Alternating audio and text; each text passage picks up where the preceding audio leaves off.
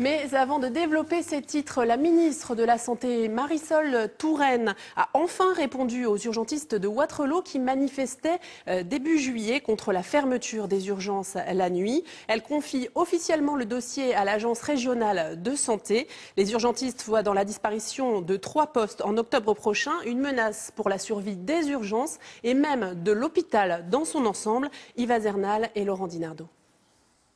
C'est une lettre qui va peut-être débloquer la situation. La ministre de la Santé s'adresse aux urgentistes de Wattrelos.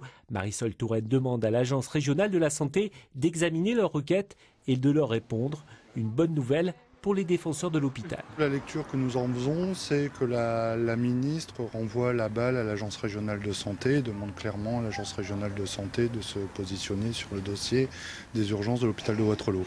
Chose qu'elle n'avait pas faite précédemment. Non, lors de notre rencontre du 11 juillet, l'agence régionale avait refusé d'intervenir dans ce dossier, renvoyant la balle sur la direction de l'hôpital de Roubaix. En juillet dernier, plus de 500 habitants de Wattrelos avaient manifesté contre la fermeture de leurs urgences. Depuis 7 ans, ce service est assuré par des urgentistes de Roubaix. Or, l'hôpital Victor Provost, qui prêtait ses praticiens jusque-là, souhaite aujourd'hui les rapatrier. Les urgences de Wattrelos jouent pourtant un rôle essentiel dans la métropole. Plus de 60 000 personnes en dépendent. Nous avons donc 13 500 passages aux urgences. Cela augmente progressivement depuis 2006-2007. Et nous avons également des consultants externes. On reçoit environ 30 000 patients par an pour des consultations de spécialité.